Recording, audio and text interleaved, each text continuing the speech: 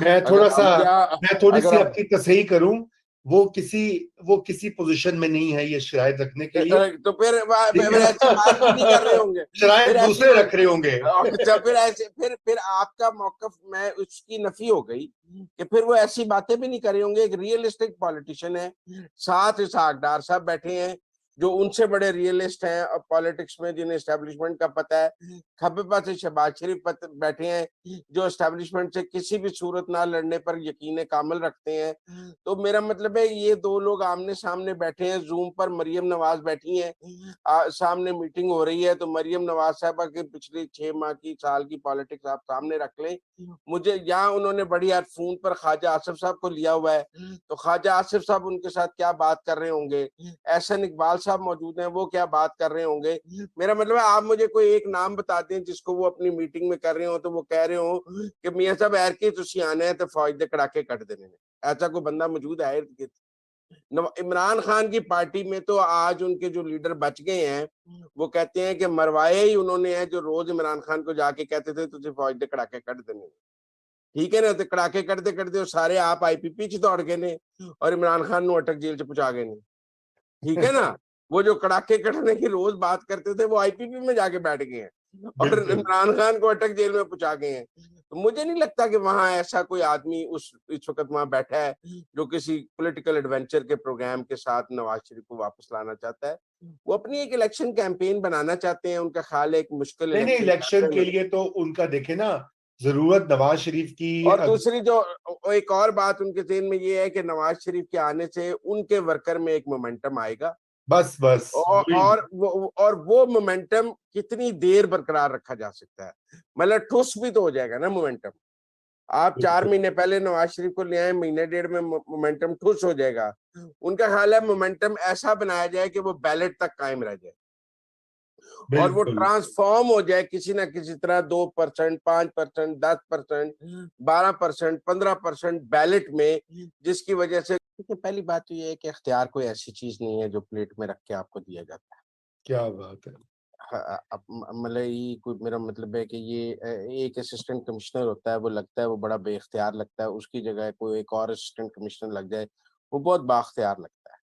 तो ये कोई ऐसी चीज, तो मेरा मतलब ये बड़ी वेग सी बात है और मेरा ख्याल है मैं जो उन्हें मिला हूँ 1 घंटा, उसमें ऐसी तो ये बेख्तियारियां, ये उनका जरूर एक ख्याल है कि एस्टेब्लिशमेंट की स्पेस बढ़ गई है। लेकिन उनकी ये भी राय है कि जब सिविल हुकूमत काम करती है तो वो अपनी स्पेस वापस ले लेती है। स्पेस तो ऐसी चीज है जो काम करेगा उसको मिल जाएगी। और मैं नहीं समझता कि नवाज शरीफ को ऐसे एजेंडे के साथ पाकिस्तान वापस आ रहा है कि उसका ख्याल है कि आके उसने जीएसक्यू के ऊपर को मुस्लिम लीग नून का झंडा लगाना है या वो फतह करना है जीएसक्यू को। आप नवाज शरीफ और इमरान खान में फ़र्क वाज़ेह रखें। वो एक रियलिस्ट पॉलिटिशियन है जिसने क्राइसिस में से भी हमेशा निकलने का रास्ता निकाला है और वो खुद को बहुत कम बंद गली की तरफ मत लेके जाता है, और अगर बंद गली में जाए तो हमने उसको बंद गली से निकलते भी देखा है।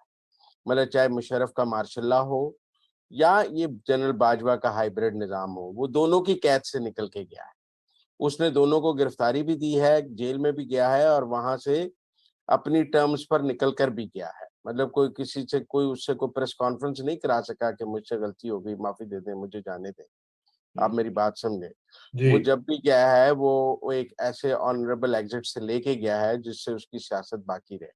अब क्या इमरान खान जेल से उस ऑनरेबल एग्जिट से बाहर आएगा ये मुझे नहीं पता है, लेकिन टेक्निकली मैं नहीं समझता कि नवाज शरीफ वहां बैठ के इस वक्त ये बातें कर रहा होगा कि देखो जी आसिम मुनीर ने तो सारा कुछ हाईजैक कर लेता है, असी जाके बन के की करांगे, साड़ी की पोजीशन होगी। उनको पता है कि वो इलेक्टेड अगर प्राइम मिनिस्टर होंगे तो अपनी पोजीशन और अपने काम से उन्होंने बनानी है, और जहां इस वक्त पाकिस्तान की सियासत है वहां से उसको आज से लेकर चलना है। आइडियल पोजीशन में नहीं है तो इसको आहिस्ता आहिस्ता ग्रेजुअली दूसरी तरफ लेके जाना है। लिहाजा मैं नहीं समझता कि वहाँ नवाज शरीफ वापसी से पहले कोई एस्टेब्लिशमेंट के आगे शर्तें रख रहे होंगे, देखो जी मैं वापस उस शर्त पे आऊंगा कि तुसी मैंने पूरा इक़्तिदार दोगे, मैं वापस इस शर्त। ये जो हरमट टाइप सिचुएशन है उसके अंदर कोई उनके जहन के अंदर कोई एक नन्ना दिया जल पड़े और वो सोचने पे मजबूर हो जाएं कि उनके साथ हुआ क्या है, ठीक है ना।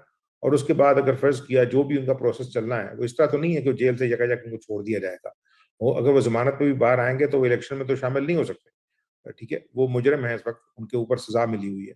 लेकिन ये जो मुलाकात हुई है मुझे ऐसा लगता है कि दुरानी साहब जो हैं, जो पैगाम लेके गए हैं, वो सिर्फ ये है कि अलवी साहब प्रेसिडेंट रहते हुए ऐसे लोगों को, क्योंकि आपको पता है कि जो बाकी पार्टी बच गई ना, उसके अंदर भी हिस्से बखरे होने के बावजूद लोग जो हैं, वो जो छोटा सा खोखा उनके पास बच गया है, उसकी भी मलकियत के लिए उनके यहाँ एक अजीबोगरीब सी कशमकश जारी है।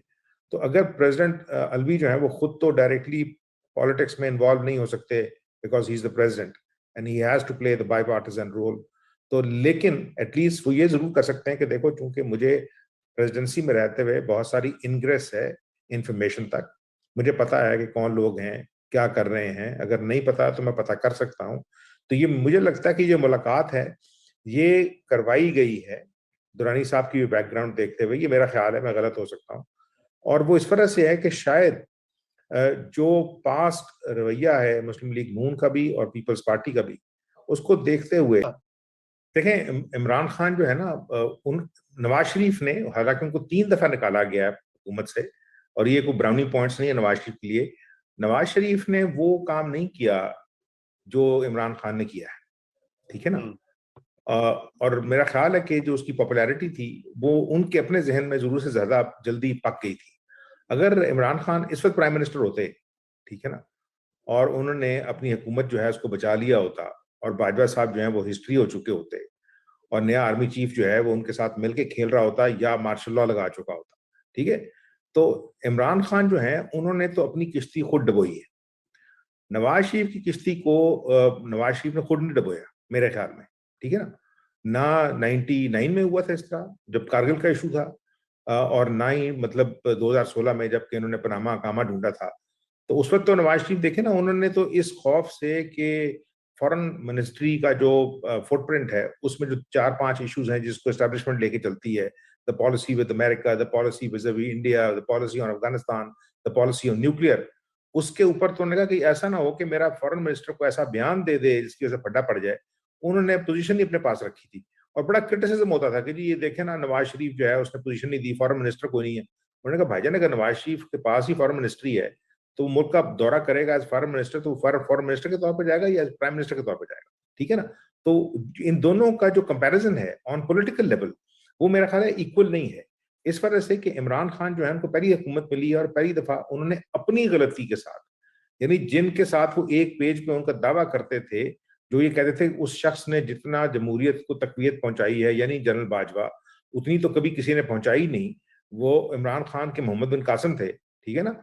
तो अब फर्ज किया अगर उन्होंने उल्टा दिया, उन्होंने झगड़ा उनका था, ठीक है, तो उस सूरत में मेरा अपना ख्याल है कि इमरान खान जो है, अब देखें ना जितनी स्विफ्टनेस के साथ उनको सजा मिली है, नवाज शरीफ के लिए तो कोई केसेस नहीं थे ना पहले। आपको याद है कि जिस वक्त उनको भी मौत का केस बना दिया था कि जिन्होंने हवाई हाईजैकिंग कर ली थी, लेकिन जिस वक्त अमेरिकन सऊदीज इन्वॉल्व हुए थे, वो किधर गया था केस, वो दोबारा सुने ही किसी ने।